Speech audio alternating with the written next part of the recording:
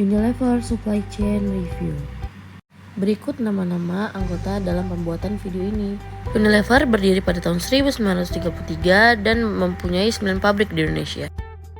Untuk produk Unilever sendiri ini sangat beragam, salah satunya ada kecap Bango.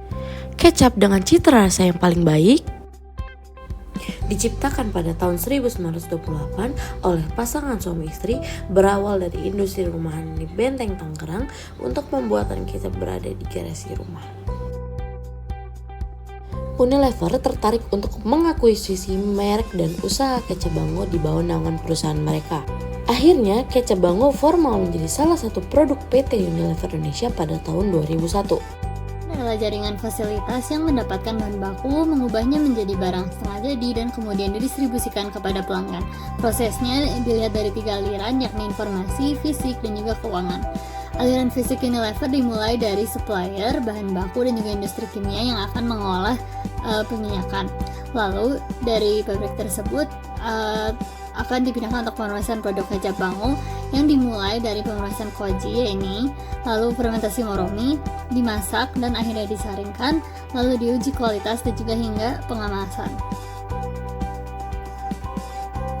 Lalu setelah dari perusahaan manufaktur, produk Bango masuk ke Unilever. Dari Unilever didistribusikan melalui warehouse management, lalu ke distributor, hingga ke retailer, dan akhirnya sampai konsumen. Aliran keuangan Unilever bergerak dari konsumen. Saat melakukan pembayaran akan disimpan di bank akan mengeluarkan laporan. Laporan dilihat, lanjut melakukan pengecekan pada siklus produksi. Distribusi barang hingga sampai ke konsumen menjadi jawaban atas permintaan dan faktor penjualan. PT Unilever menggunakan jaringan distribusi storage with carrier delivery karena gudang produknya tidak dimiliki oleh pabrik sendiri namun dilakukan oleh pihak distributor dan retailer. Sehingga produk jadinya yang disimpan pada gudang dapat langsung dikirim, mempercepat proses pengiriman dan penghematan beban tenaga dan biaya pergudangan. Selanjutnya ada planning untuk memprediksikan tren konsumen dalam membeli produk pada saat ini dan di masa depan. Procurement membangun keputusan-keputusan strategis dalam mencari bahan baku dan pengemasan. Indirect dan membangun relasi yang kuat dengan pemasok-pemasok utama.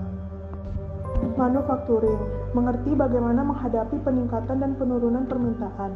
Secara berkelanjutan berfokus pada efisiensi dan mengoptimalkan hasil produksi yang tepat dengan biaya. Yang terakhir ada logistik dan customer service untuk memastikan pengiriman barang yang sudah diproduksi tepat waktu dan tepat berkualitas untuk setiap brand yang berjumlah lebih dari 400 secara global.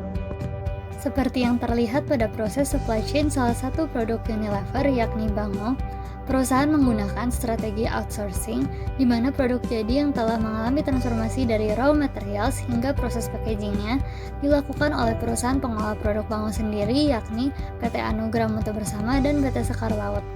Lalu ini diterima oleh Unilever untuk dilanjutkan ke proses distribusi. Lalu Unilever juga bekerja sama dengan DHL sebagai mitra logistik supplier Unilever dari luar negeri. Menurut Unilever, kedua strategi tersebut dilakukan agar dapat mengurangi biaya produksi serta biaya pengiriman bagi perusahaan. Unilever menggunakan pull and push system untuk manufaktur dengan pull system di mana stok dibuat berdasarkan data peramaan permintaan. Kemudian barang disimpan di warehouse dengan sistem SKU, kemudian disalurkan menjadi distribution center atau depo. Dengan sistem untuk sustainability, Unilever sangat mempertimbangkan dampak lingkungan dan manusia dari perjalanan produk mereka. Terlihat pada aspek ekonomi berikut. Aspek lingkungan,